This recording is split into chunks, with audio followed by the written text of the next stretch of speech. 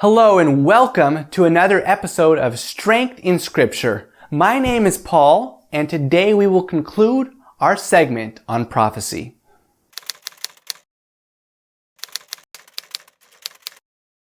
In the previous two sections, we discussed about Nebuchadnezzar's dream, the parts of the statue, the head, the breast and arms. Please watch it if you haven't already, and it will introduce you to this last one. So let's talk about the legs of iron. The Iron Kingdom of Rome is the fourth empire that ruled the world. In the time of Christ, the Roman Empire included all of southern Europe, France, England, most of Holland, Switzerland, southern Germany, Hungary, Turkey, and Greece, as well as extensive possessions in Africa and Asia. Luke 2:1 says, "And it came to pass in those days that there went out a decree from Caesar Augustus, that all the world should be taxed." The first taxing of the world, enforced by the decrees of Rome, shows how big this empire was. How could this strong and stable empire disappear from the earth? From a human standpoint, it seemed almost impossible. But in Daniel 2:41 and 42, we read about the feet of iron and clay. "And whereas thou sawest the feet and toes, part of iron and clay, the kingdom shall be divided, but there shall be in it the strength of iron, for as much as thou sawest the iron mixed with miry clay.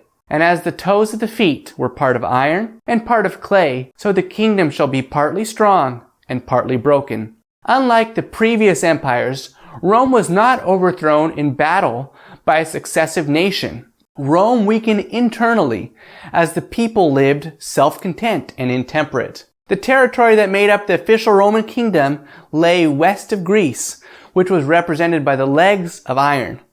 By fragmentation, this territory was divided into 10 independent kingdoms, represented by the 10 toes of the image. Some retained the strength of the original Iron Kingdom, and some were weak and symbolized by the clay. The 10 tribes were the Lombards, the Franks, Ostrogoths, Visigoths, Burgundians, Suevi, Heruli, Vandals, Alemanni, and Saxons. The remaining nations are actually still traceable in Europe today as Italy, France, England, the Netherlands, Spain, Portugal, and Germany. Although the prophecy shows Christ coming as the next event, other prophecies indicate intervening developments. We will discuss some of these in the future right here with you. What is the next event? That's the stone cut out without hands.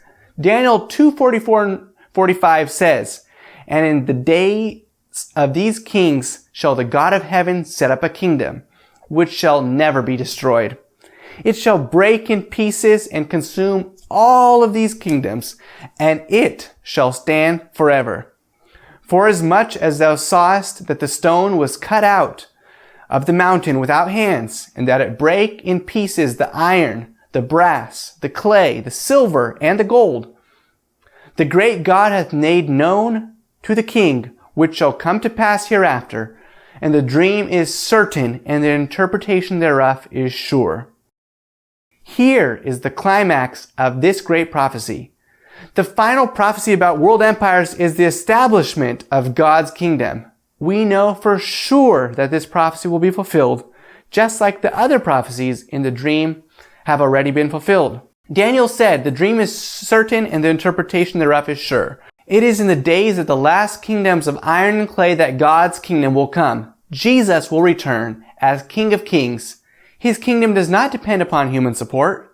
It is the kingdom of heaven, a stone cut out without hands. His kingdom, unlike other human kingdoms, is everlasting and will last forever. Jesus will soon return, but before he does, he wants to set up his kingdom in the hearts of men. Dear friend watching today, do you want to be able to have a part in the kingdom of heaven? Will you allow Christ to rule in your heart today, so that when he comes, you may inherit the kingdom of heaven? I hope your answer will be yes. God bless you.